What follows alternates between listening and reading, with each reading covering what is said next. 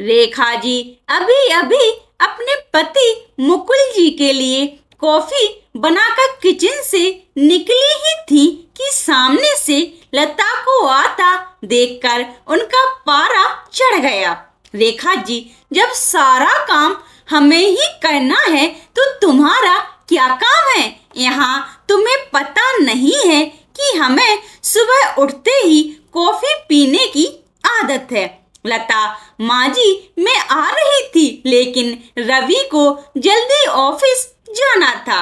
उनके कपड़े प्रेस करने में टाइम लग गया। रेखा जी, बस हर बात में बहाना पहले ही तैयार रहता है। लता को शादी करके आए अभी केवल 4 महीने ही हुए थे। यहाँ आकर उसे ऐसा लगने लगा था जैसे किसी जेल में आ गई है। उसे कहीं जाना हो तो परमिशन लेनी पड़ती थी।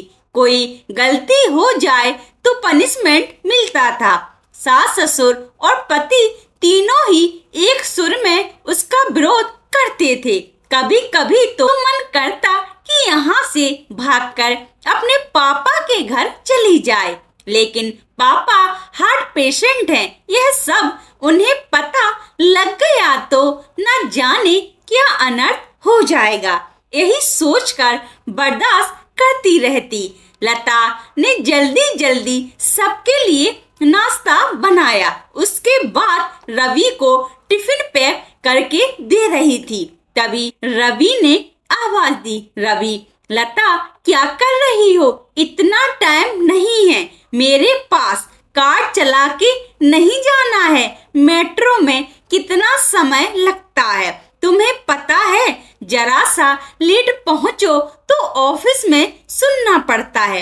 रवि की एक एक बात इस बात की ओर इशारा था कि उसके पिता ने कार नहीं दी थी, लेकिन वह अब सब सुन लेती है। पिता को कैसे बताएं कि जिन्हें आपने उसका जीवन साथी चुना था और पैसों का लालची है। एक दिन शाम को रवि घर आया तो उसने अपने पापा से बात की। रवि, अब मुझसे नौकरी नहीं होती। वो आपके पुराने दोस्त शर्मा जी मोटर पार्ट बनाते हैं। मैं चाहता हूँ कि उसकी सप्लाई शुरू करूँ। पापा, लेकिन बेटा उसके लिए तो कम से कम 10 लाख रुपए चाहिए होंगे। वो कहाँ से आएंगे? रवि, वही सोच रहा हूँ। तभी लता चाय बनाकर लाती है। रवि, लता तुम अपने पापा से कुछ पैसे उधार ला सकती हो? लता का सब्र जवाब दे चुका था। रोज रोज के तानों से दुखी होकर उसने जवाब दिया, लता, रवि, मेरे पिता के भरोसे मत रहना। उन्होंने मेरी शादी करके अपना फर्ज पूरा कर दिया। अगर आपको नौकरी करने में दिक्कत है तो मुझे जॉब करने दो। दोनों मिलकर कमाएंगे। यह सुनकर रवि का पारा चढ़ गया। रवि, क्या बकवास कर रही हो? ज्यादा जुबान चलने लगी है। लता, रवि, मैं बहुत बर्दाश्त कर चुकी हूँ, इसलिए मैंने जॉब करने का फैसला किया है। रवि, नहीं, हमारे घर में यह सब नहीं होता। तुम्हें जॉब करनी है तो अपने घर चली जाओ। लता, मुझे पता था आप यही कहेंगे। मैंने वकील से बात कर ली है। मैं जल्द ही तलाक ले लूंगी। यह सुनकर रवि और उसके पिता के हाथ पांव फूल गए। तभी रेखा जी वहां आ गई। रेखा जी, देख लिया बहू को सिर पर चढ़ाने का नतीजा। निकाल दे इसको घर से बाहर। लता, ठीक है, मैं पुलिस को फोन कर देती हूँ। आप मेरा सारा सामान और दहेज वापस कर दीजिए। साथ ही हर महीने अपने पति की कमाई का आधा हिस्सा मैं कोर्ट से ले लूंगी। इस मकान में भी मेरा हिस्सा है। आधा मकान मेरे नाम कर दीजिए। रेखा जी, सुनो, ये क्या कह रही है? मुकुल जी, बेटी ऐसी बातें क्यों कर गई है, आज के बाद हम तुझसे कभी कुछ नहीं कहेंगे, तू अपने कमरे में जा। लता, नहीं पापा जी, बहुत बर्दाश्त कर चुकी हूँ मैं, अब मुझसे ये दिन भर के ताने बर्दाश्त नहीं होते। आप लोग इतने लालची होंगे ये मैंने कभी सपने में भी नहीं सोचा था।